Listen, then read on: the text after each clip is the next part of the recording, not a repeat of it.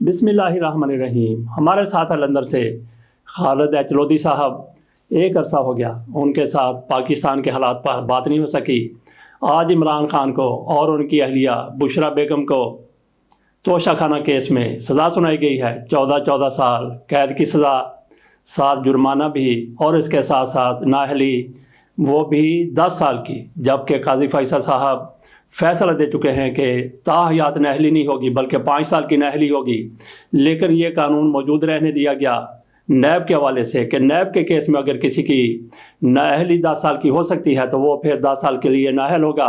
Khalid H Lodhi साहब से इस फैसले के बारे में पूछेंगे। कल भी इमरान खान के ख़िलाफ़ साइफ़र केस में फ़ैसला आया था, उस बारे में भी खालिद एच लोधी साहब से पूछेंगे कि वहाँ पाकिस्तान के अदालती निज़ाम पर आपके पाकिस्तानी और बरतानवी शहरी या दीगर ममालिक के जो वहाँ पे लोग मौजूद हैं जिनके साथ आपका रब्ता रहता है, वो इस बारे में क्या कहते हैं। और खालिद एच लोधी साहब ये भी आपके सामने रख दें कि इमरान खान को तोशाखाना केस में पहले 3 साल की सज़ा हो चुकी है और अब उसी केस में 14 साल दोनों मियाँ बीवी को सज़ा दे दी गई। जनाब खालिद एच लोधी साहब।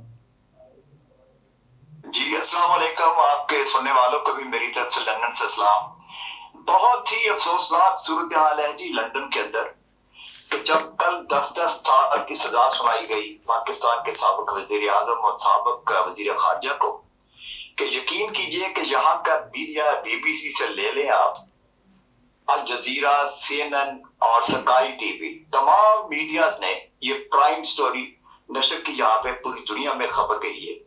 और खास तौर पे ये जो मुल्क है स्कैंडिनेवियन कंट्रीज, इनके टीवी चैनल्स अक्सर ये खबरें नहीं देते, लेकिन उन्होंने भी इसको कवर किया।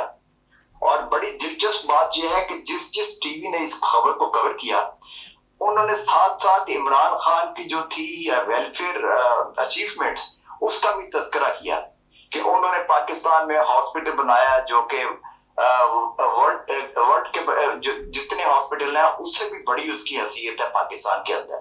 और उनके रफाई कामों के बारे में बहुत से उनके प्रोजेक्ट भी उन्होंने हाईलाइट किए। और उसके साथ साथ उन्होंने ये भी बताया कि पाकिस्तान के अंदर इस वक्त ना तो कानून की कोई एग्जिस्ट करता है किसी तरह से भी, अदालतों का निजाम खत्म हो चुका है, आईने पाकिस्तान का कोई वजूद नहीं है, और ना ही हमारे इस पाकिस्तान के अंदर किसी किस्म की पब्लिक के अंदर अवेयरनेस है। इलेक्शन होने जा रहे हैं, 10 दिन का टाइम रह गया है, कोई गहमा गमी नहीं है, कुछ नहीं है। उन्होंने कहा कि इस कदर मुआशरे को बेहिस करके रख दिया है इन्होंने कि कोई सोचने वाला नहीं है कि पाकिस्तान के अंदर क्या हो रहा है। और बहुत ही स्याह किस्म की जो है ना मंजरनामा पेश हो रहा है दुनिया के अंदर पाकिस्तान का। पाकिस्तान देखें एक एटमी कुव्वत है और दुनिया इसको एटमी कुव्वत के लिहाज से देखती है कि पावरफुल कंट्री है, यहाँ की फौज बड़ी वर्ल्ड क्लास फौज है, लेकिन यहाँ का जो कानून और आइन है वो बिल्कुल खत्म हो चुका है। इसके ऊपर जितना अफसोस किया जाए कम है। पूरी दुनिया के अंदर पाकिस्तान एक तमाशा बन गया है। अच्छा खालिद एच लोधी साहब, आपने कुछ अर्सा कबल जब मियां नवाज शरीफ साहब लंदन में मौजूद थे, आपने बरतानवी वज़ीर आज़म को और दीगर अदारों को ख़त लिखे थे कि ये तो सज़ा याफ्ता बंदा है, इसको पाकिस्तान ले जाएं, इधर से इसको निकालें, इनको ले जाएं। आपने बाकायदा एक मुहिम चलाई, तो उस मुहिम का कैसे क्या बना था, क्या सूरत हाल थी, क्या हुआ था, कैसे आपने मियां नवाज शरीफ को पाकिस्तान भिजवाने के लिए ये मुहिम चलाई थी? आपके पीछे भी कोई लोग थे मुहिम चलाने में? मैंने अपने जाती तौर पर अपने लोकल MP जो मेरे एरिया का MP था, mister Stephen Timms, Labour Party से उसका ताल्लुक था, उसके जरिए मैंने ये कैंपेन स्टार्ट की। उसने होम ऑफिस में लेटर लिखा, होम सेक्रेटरी को लेटर लिखा, प्राइम मिनिस्टर को मेरे बिहाफ पे लेटर लिखा। उसका मुझे जवाब भी आया कि हम इसको कंसिडर कर रहे हैं। लेकिन यहाँ का स्टैंडर्ड प्रोसीजर है इस मुल्क के अंदर कि जब तक कि हुकूमती लेवल पे कोई अप्रोच ना करे तो कुछ नहीं होता है। हालांकि उनको पता था कि ये कन्विक्टेड शख्स यहाँ पे सजा याफ्ता है और मनी लॉन्ड्रिंग में ये मुलव्वस है, तो तब भी कोई एक्शन नहीं लिया गया। लेकिन बदकिस्मती हमारी ये है कि उस शख्स के साथ यहाँ पे लंदन में वन हाइड पार्क और उनके जो फ्लैट थे एवनफील्ड, उसमें जो पुरस्कार मुलाकातें होती रही हैं, उसका कहीं तस्करा नहीं आया पाकिस्तान के अंदर कि वो कौन लोग थे जो इनके साथ रास्ते में थे, आके मिलते थे इनको, और इनके साथ किस शराइत के ऊपर मंसूबा तय हुआ कि इनको चौथी मर्तबा प्राइम मिनिस्टर बनाया जाएगा, उनके मफादात क्या थे और वो इनसे मफादात क्या लेना चाहते थे। ये एक बहुत बड़ा राज है जो वक्त के आने के साथ साथ खुलेगा, और बहुत मुमकिन है कि कोई ना कोई बरतानवी सहाफी इसके ऊपर किताब भी लिखे, और बहुत मुमकिन है कि बहुत जल्द पाकिस्तान के अंदर ये बमशेल होगा और पता चलेगा कि कौन कौन लोग हमारे अस्करी इदारों से मिले, हमारे ब्यूरोक्रेट्स आके मिले नवाज शरीफ के साथ, और क्या शराइत तय हों। और उसमें सबसे बड़ा जो एजेंडा उनका ये था कि पाकिस्तान में किसी सूरत में इमरान खान को आने नहीं देना पावर के अंदर, क्योंकि वो ना तो बरतानवी हुकूमत को पसंद है ना अमेरिका को पसंद है।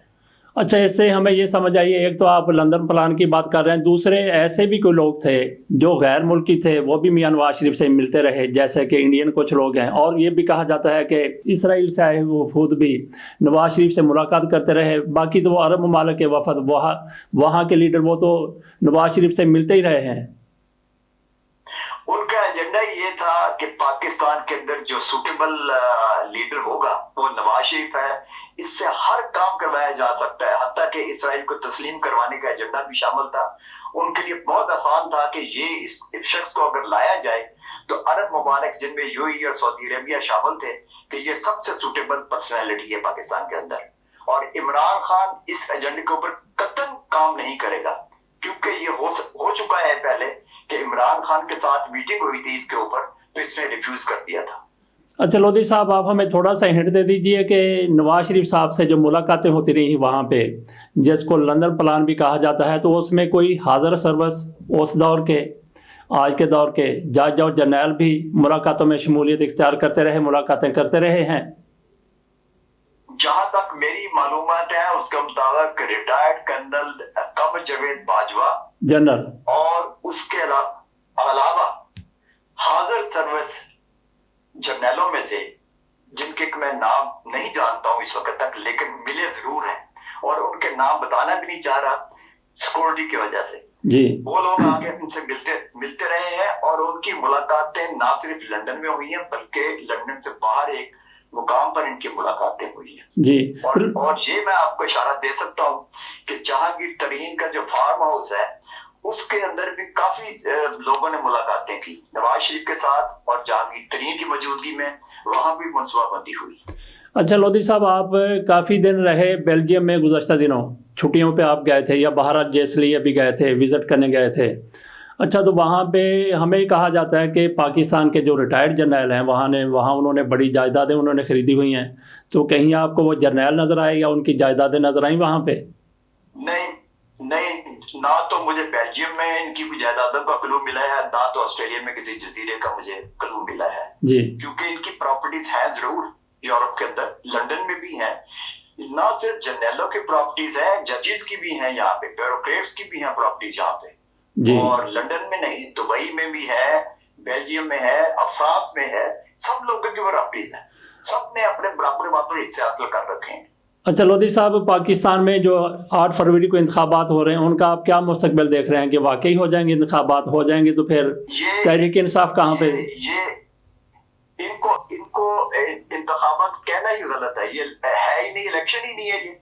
अच्छा जी, तो कोई भी नहीं मानेगा। हाँ, मतलब ये जरूर है कि जो सिंपैथी वोट है वो इमरान खान को मिलेगा, ये डालना चाहिए, लोगों को निकलना चाहिए। अगर तो वोट पड़ गए इमरान खान की फेवर में तो यकीन जानिए कि ये मुकदमात भी खत्म हो जाएंगे, सारा कुछ खत्म हो जाएगा, लेकिन टाइम लगेगा। और मेरे अंदाजे के मुताबिक नेक्स्ट ईयर 2025 में जनरल इलेक्शन होंगे और जिसमें ये इमरान खान को अक्सरियत हासिल होगी, चलें, इनको टीम भी मिलेगी। जी ठीक है लोधी साहब, बहुत बहुत शुक्रिया, अल्लाह हाफिज।